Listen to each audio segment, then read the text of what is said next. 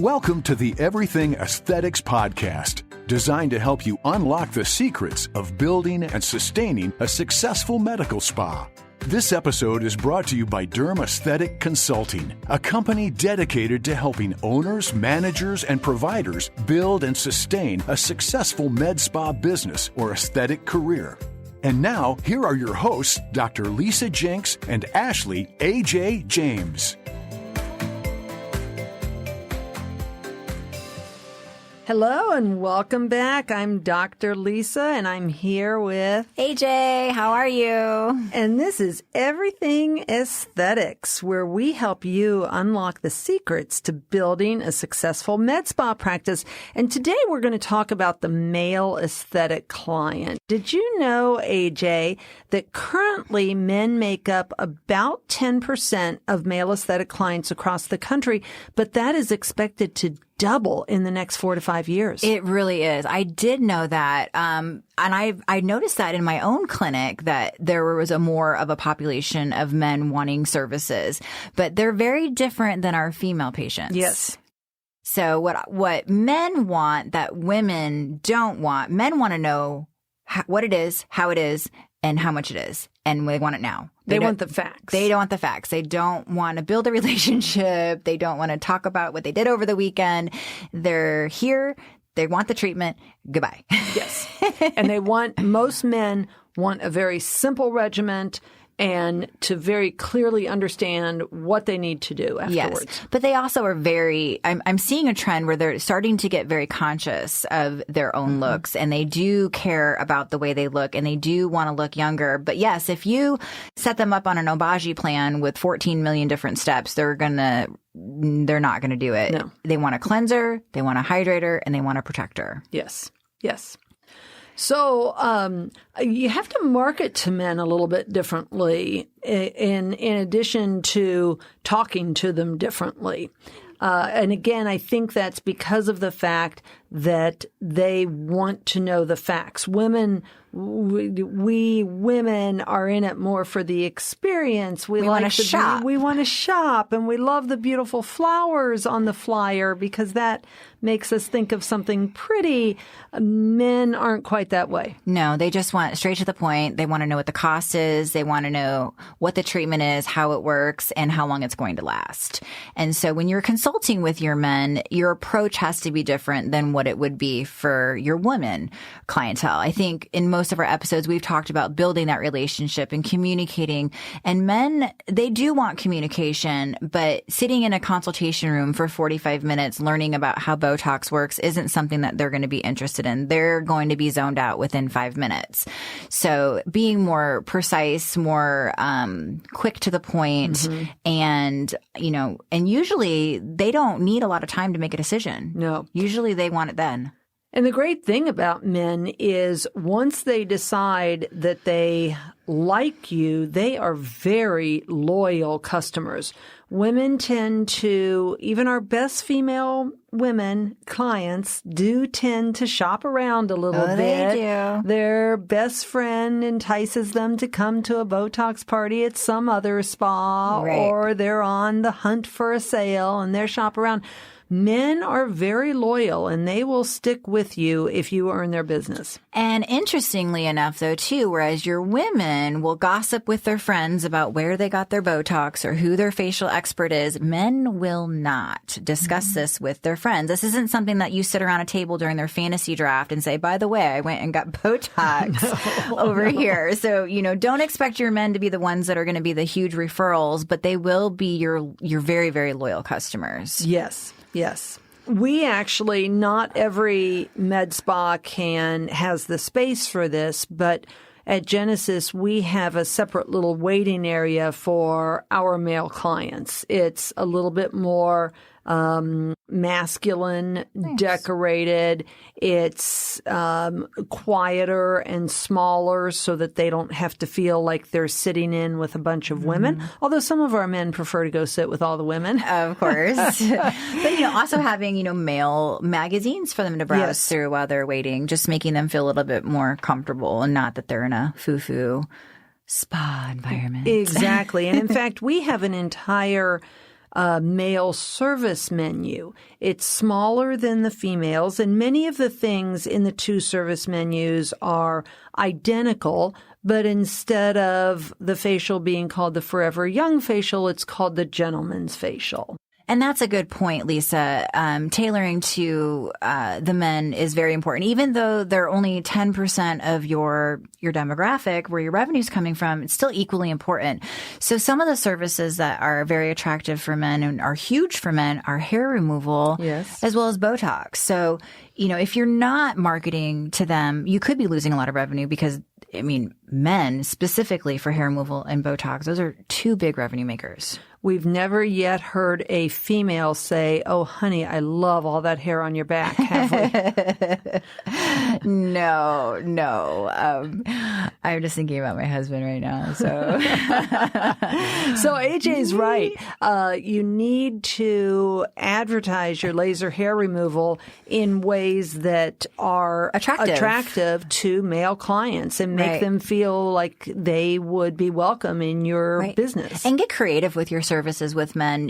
Like for the beard, for example, a lot of men like a beard, but they don't like to have to shave the little spots on their cheeks. So, having a groomed beard. It's not removing the hair removal, but grooming the beard, or, doing your male Botox liquid facial, and showing before and after photos that have male before and after photos are great ways to engage them a little bit more. Which brings up the point that if you are going to treat male clients, you need to make sure that all of your providers are very well trained on how to do that. Male skin is different than female skin, number one. Number two, certain laser procedures such as your IPL, they may inhibit beard growth.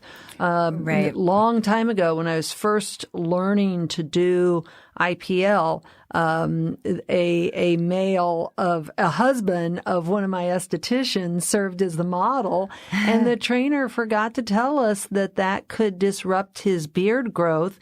We treated over his beard area, and a couple of weeks later, he decided to grow a beard, and he looked like he had mange. Oh, no. It was temporary. It resolved, but you need to know those type things. Right. Well, and that goes to say, too, just making sure that you're properly set up during your treatments to accommodate a male. And I, again, go back into compliance and legalities and all of that as well. So, another popular area for men when it comes to hair removal is the Brazilian area. And running a med spa and a practice that is primarily women, very attractive women, you want to make sure that you're protected. So, always having two providers in the room when you're treating a male in a private area. It's not only good to make sure that you're safe, but also making sure that, there's witnesses for everything and that, no one can be accused of anything, but also it makes the patient a little bit more comfortable too, I've found. Absolutely. One of my front desk receptionists is actually a male, and even though most receptionists are not trained on how to take body pictures on our clients, specifically liposuction body contouring pictures.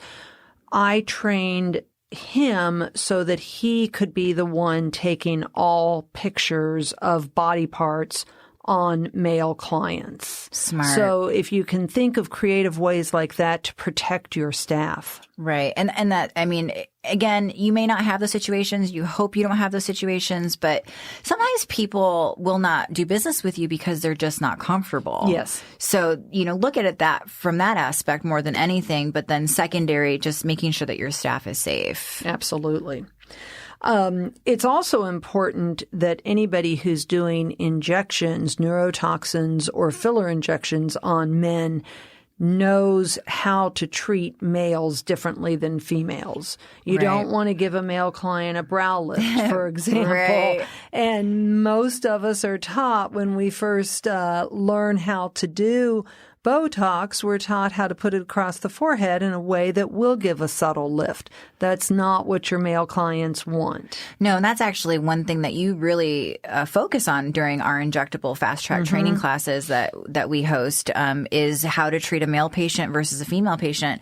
And, you do the upside down V versus going straight across. It's just different techniques that are more appropriate for men that don't feminize them. Correct. And the point of maximum prominence in the cheek is in a different location for men than it is for females, the angle of the jaw. So all of those areas which we love to contour with fillers and can be done very, very successfully in men, but not if you have not been well trained on how to do that. Absolutely. And because the men are becoming more accustomed to having these services done, you definitely want to make sure that you're trained in being able to tailor this demographic. Yes. Yes.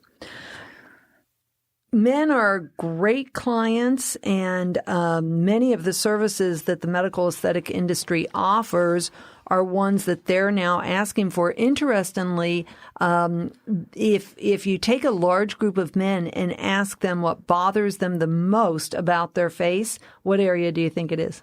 I don't know. Is it their forehead? No, it's their crow's feet. Really? It really is, yes. And then glabellar line, the 11s or frown lines in between the eyebrows are the second most commonplace. But it's the eye area that bothers most men. Oh, wow. Yeah. And I think knowing that going in and being able to say to your laser hair removal male client, hey, are your crow's feet bothering you? If not, that's great. But if they are, we've got some options for you. And again, don't be afraid to point things out in your customers, because I think a lot of people are afraid to do that because they think they're going to offend their patient. But again, this is your job. This is your expertise. This is your duty to mention things that can provide great results in your patient. So, hey, you're at my age, I have the same crow's feet that you do, but you can't see mine because I have Botox, is someone said that to me at the gym the other day. They said, oh, you don't have any lines. I'm like, I love Botox. We all do. I'm really 80 years old. And it's fascinating to me how, whether it's a male or a female client, how many times if you do say something like that, hey, yes. Are your crow's feet starting to bother you? And if they say, well, no, they're not, I can guarantee you that a huge percentage of those clients go home, and for the next 3 weeks, all they see when they look in their oh my mirror gosh, do I need it? And then they call you back. I think you're right. I think I need some Botox. So planting those seeds can be hugely important. And as AJ says, people don't tend to become offended. Right. At the most, what they say is, no, it doesn't bother me, and they go about their way. Right. I mean, you don't want to go to the mall and hand out your business card to someone that has cystic acne and say, I can help you. No. There's other ways to do it. But yes, mentioning and putting those seeds in. But your male patients will be very, very loyal. They will. And so thinking through ahead of time, the best way to attract them, to make them feel comfortable, and knowing that you and your providers are very well educated on how to best treat them will enhance your male clients' experience and improve the chances of them being loyal to you. And if you're not doing it now, you need to start doing it, because like Dr. Lisa said, it's going to double. The demographics are growing. 10% of the business are males right now, but they're becoming more and more interested in these services. So now is the time to get on it. It sure is. Thank you again, everybody, for joining our Everything Aesthetics podcast, where we can help you unlock the secrets to building a successful medical spa. If you want to reach out to us, we would absolutely love to hear from you. You can find us on the internet at dermaestheticconsulting.com. We're also on social media on Instagram and Facebook, but you can also give us a call directly at 833-4DAC now. We would love the opportunity to help you be successful as well. And that's for DACNOW, the number 4. Yes. It's been a pleasure. Thank you so much for joining us and supporting our podcast. And we will see you next time. We hope you'll tune in again real soon. Have a great day. Bye. Thank you for listening to this episode of Everything Aesthetics, brought to you by Derm Aesthetic Consulting. The ideas stated in this podcast are not meant to guarantee success for any individual business, and no warranties regarding the advice in this podcast are implied. We hope you will join us again soon.